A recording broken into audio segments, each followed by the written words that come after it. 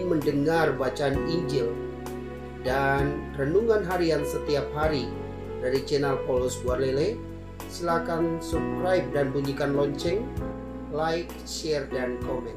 Bapak, Ibu, Saudara-saudari, mari kita menandai diri kita dengan tanda kemenangan Kristus. Dalam nama Bapa dan Putra dan Roh Kudus. Amin. Firman Tuhan diambil dari Injil Markus bab 1 ayat 40 sampai 45.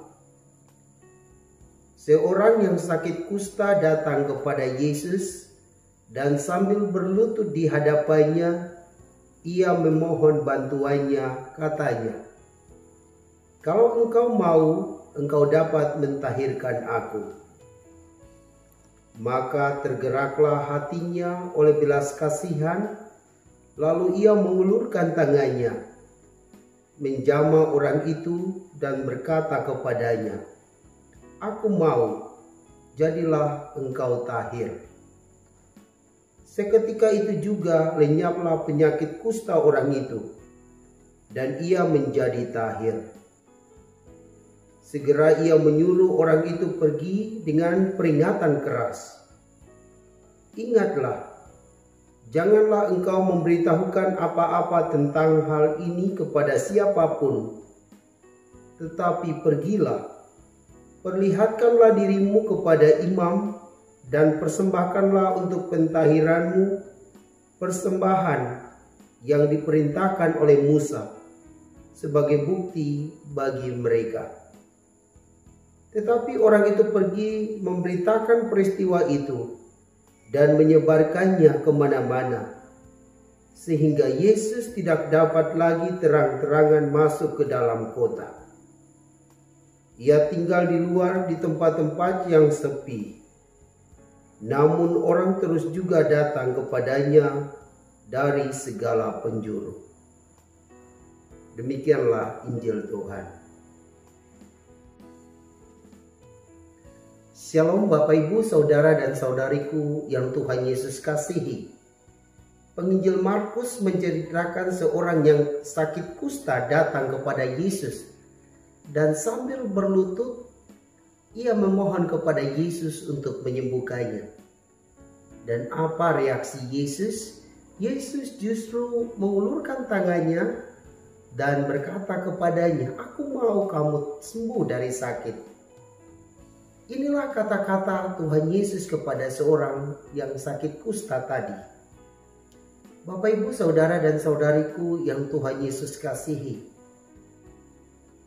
Mungkin di antara kita ada yang sakit, baik sakit kusta maupun sakit-sakit lain.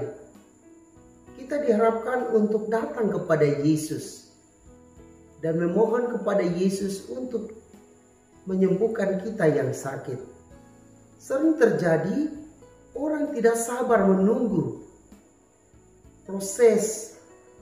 Orang tidak sabar untuk menunggu sembuh. Lalu akhirnya mereka lari ke dukun dan lain sebagainya. Inilah yang membuat orang sering lama sekali baru sembuh dari sakitnya. Maka mari kita belajar dari seorang kusta yang sungguh-sungguh percaya kepada Yesus. Dia percaya bahwa Yesus pasti menyembuhkannya. Yang penting dia dengan rendah hati memohon kepada Yesus dan menyampaikan sejujur-jujurnya apa yang sedang ia derita.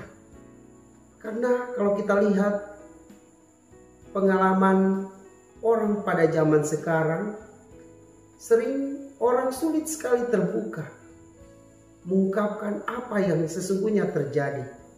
Ia menutupi semuanya dengan sikap yang angkuh, dengan sikap yang sombong. Maka mari kita meninggalkan sikap angkuh atau sombong itu dan rendah hati mengungkapkan apa yang sesungguhnya terjadi pada diri kita kepada Tuhan Yesus. Dia sanggup menyembuhkan kita. Yang penting kita percaya kepadanya dan dengan rendah hati mengatakan yang sejujurnya kepada Tuhan. Semoga demikian. Semoga kita semua diberkati dan dibimbing oleh Allah yang Maha Kuasa. Dalam nama Bapa dan Putra dan Roh Kudus. Amin.